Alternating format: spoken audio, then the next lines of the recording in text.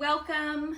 My name is Bobby. This is my partner Jake, who will be our client today. We are going to be measuring his knee flexion to start out with in this video. First, would like to preface with should be wearing a mask because it's COVID times, maybe full PPE, but COVID or not, we need to wash our hands.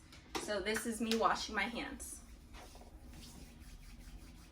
The purpose of finding the range of motion, I will be using this goniometer, and the goniometer helps measure the slopes of the joints, which then helps determine the body's stability in different areas of movement. It will help determine the cause and severity of issues that our client here or anyone else may have with their joint. So as a future OT, it's important to note why OTs would do this. I need an understanding of range of motion to create an appropriate treatment plan and assess the abilities of the client so that we as a team know where to go together, such as utilizing equipment if needed, find their base to be able to plan and set goals for the future. So I want to give you a rundown of the goniometer. This is the axis. This is the stationary arm. This is the movement arm.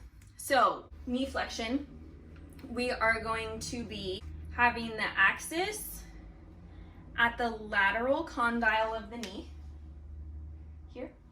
We're going to have the stationary arm at the lateral midline of the femur and greater trochanter, so of the hip. And then the moving arm we're going to have at the lateral midline of the fibula and the lateral malleolus of the ankle. Okay, let us begin. So we've got Jake here who is lying supine, arms in anatomical position. Everything's looking fantastic. Jake, I would like to have you, yes, raise your knee up. Thank you so much. We're going to have the axis here. We're going to have the stationary arm go to that greater trochanter. The axis here is at the lateral epicondyle of the knee. The moving arm goes to the lateral malleolus. Okay, so we've got this lined up. We're going to have this shooting here. This lined up here. Okay, and then we're going to move your leg. Nice. Line it up. Okay. We are going to be at 126 degrees of flexion of the knee. I just want to note to you that everything's looking great. Alrighty, good. Okay. Welcome. Today we're going to be doing knee flexion, first in gravity minimized while the client is laying on their side. It's important to note to wash your hands before you perform any contact with the client, and in COVID you're going to want to have a mask on, face shield, PPE, gloves. First, I'm going to start in gravity minimized, so I'm going to just work my way from 0 all the way to 5 just to prove competency. First, I'm going to help by assisting and holding this one up so that he doesn't have to worry. This leg I want to make sure is in full flexion here. So I'm going to be palpating the hamstring here to see if we can notice any activation. So with a 0, the client is going to be trying to move this part of their leg up to their butt for a flexion, but in 0 there's no muscle contraction at all.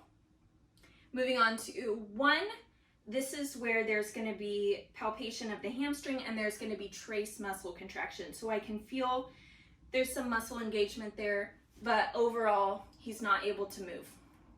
And then moving on to 2-. So this is where the client is able to move through partial range of motion. So with this, typically we would be on a little bit of a slipperier surface and there'd be a towel underneath to get rid of resistance, but I don't have anything like that, so we're working with what we got. So with 2-, you are going to be moving through partial range of motion. So go ahead and do that for me as I'm palpating. So notice you're maxed out there. So you're not able to move through full range of motion, so calf to butt, and that's okay. That just means we're at a 2 minus. So now we're gonna go back, and I'm gonna show the 2. So the 2, I'm palpating, and this is where you're gonna have full range of motion. So you're gonna move your calf as close as you can to your butt in full flexion. Great job. Nice. Go ahead and move back into extension.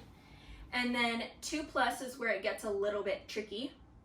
So this is where it can change from moves through complete range of motion in gravity eliminated and is able to hold pressure, or is able to move through partial range of motion against gravity. So now that I've covered 0 through 2, I'm going to switch into the working against gravity section.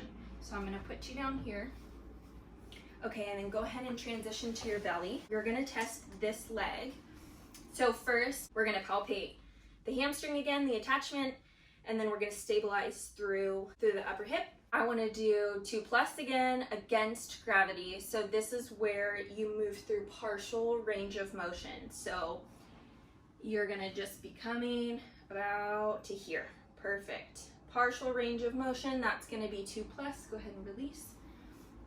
So not the full. Now with a 3 minus, which is what we move to next, this is where he is able to complete 50% or more, but not up to full range of motion, and that without gravity.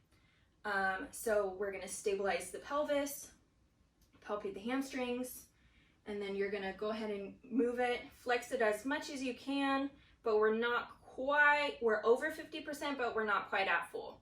So that's going to be 3 minus. And now moving on to 3, this is where I'm going to be applying pressure, I'm applying resistance, but you're going to break right away. I'm trying to apply resistance, but they're not able to withstand the resistance. So I'm going to move up here a bit, and I'm going to go ahead and go like this. So go ahead and start at 90, nice, and I'm pushing, but I'm able to push straight down. So that is a 3.